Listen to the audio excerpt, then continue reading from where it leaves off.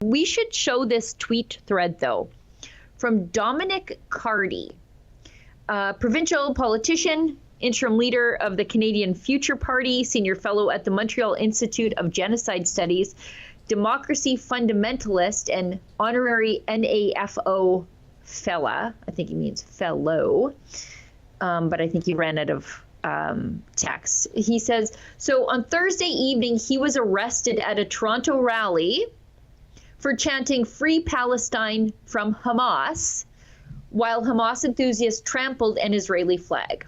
My parents taught me, don't be a bystander. That's ever been more important than this week with synagogues burning. Democracies, he says, this is a threat. Democracy is defined by what it doesn't allow as much as by what it does. Otherwise, it doesn't mean anything. Both are equally important.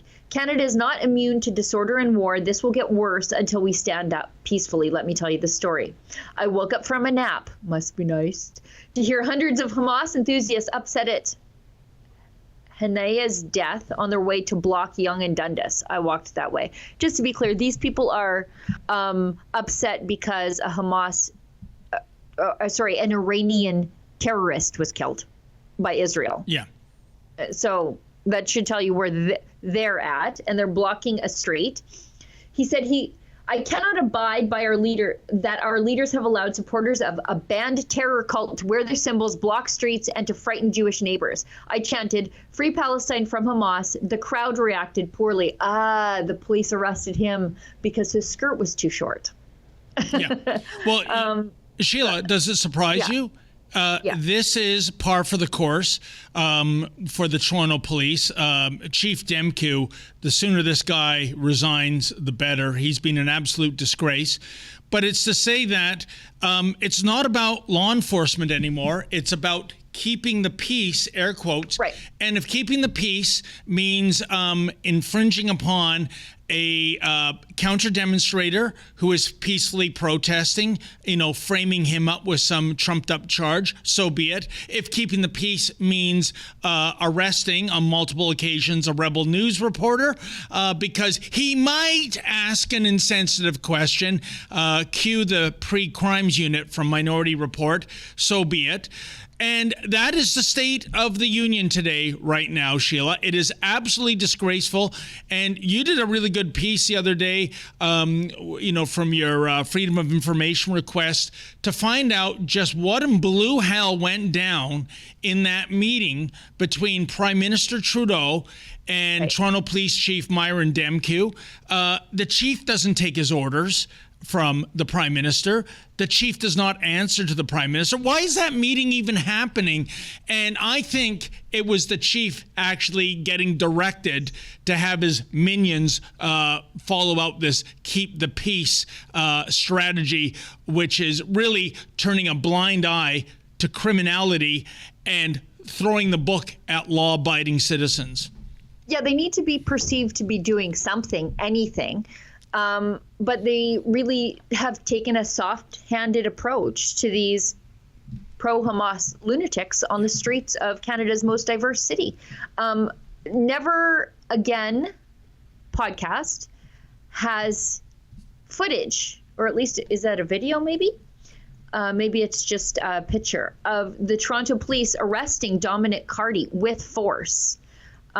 He was assaulted by this Hamas gang, but the police extracted him to keep the peace. How about arrest the people assaulting him? How about that? These people, once again, doing more blocking roads and violence than anybody in the Freedom Convoy, but there goes Dominic Cardy, who is calling for the liberation of the Palestinian people from their terror overlords in Hamas. And what was the charge, Sheila? I don't know. It doesn't even say. It really doesn't matter. In March with me on King Street, it was obstruct police when the exact opposite was occurring. The following month at Nathan Phillips Square, it was trespassing. Imagine that, trespassing on a square with more than 2,000 people taking in a 6-month vigil, which was led by Pierre Poilievre.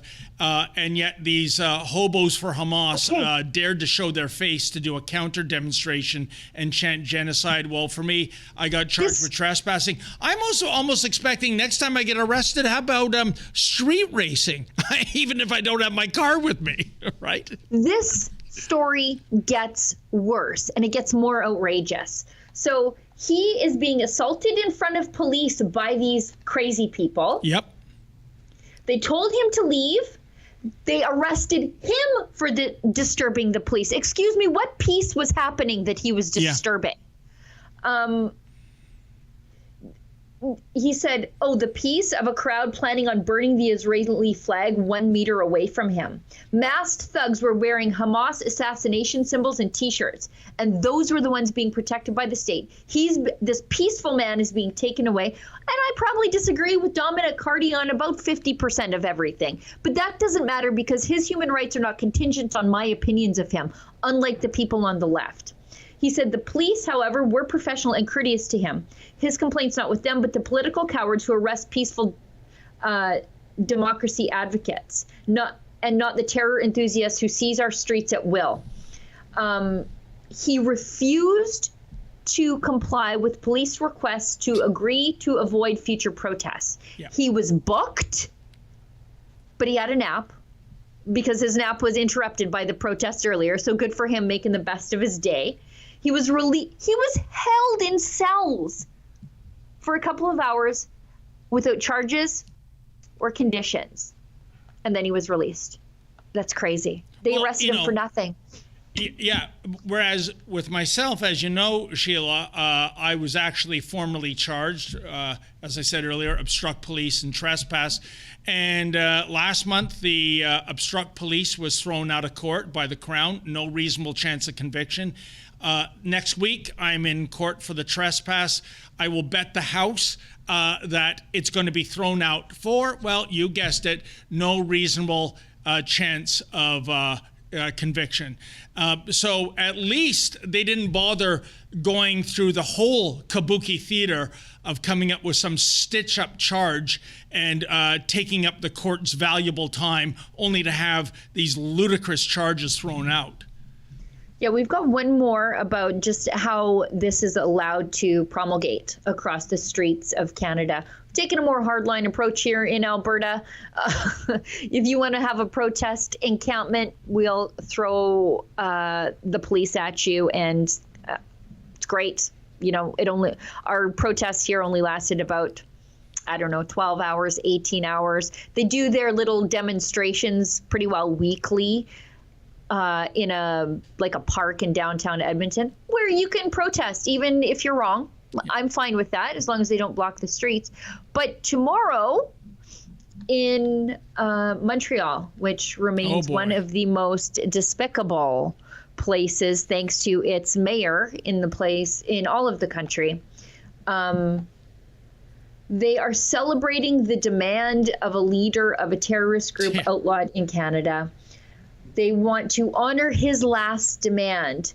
We look forward to August 3rd being a pivotal, notable, and impactful day across all of Palestine in refugee camps. We've seen the refugee camps there. They're just neighborhoods. You can't be a refugee for 4 generations in the same place. You're just living in a neighborhood. The diaspora, and throughout our Arab and Islamic world. For all the free people of the world to support our people in the Gaza Strip and to free our prisoners in the occupation's prisons. Oh, you want them to release the terrorists? August 3rd, car rally for Palestine. It's the night of rage, starting at 9 p.m. in Dorchester Square. Night of rage. And this is fine. But don't you dare honk your horn too loud, because straight to jail for 50 days. And Sheila, what does that mean exactly? Honor his last demand, to eradicate the Jewish state, perhaps? I suppose. Yeah. I guess. I don't think his last demand was for a cheeseburger and fries. You know what I'm saying? Yeah. Yeah. They're openly celebrating a terrorist and threatening a night of civil unrest in the streets of Montreal. And where are our politicians? Where is Justin Trudeau? Too busy chasing down somebody who gave $20 to a trucker. Yep. Oh, and the de rigueur response is hate has no place here. And then they don't do anything about it. They tolerate it. So I think, you know what? Hate does have a place here. Sure. Yeah.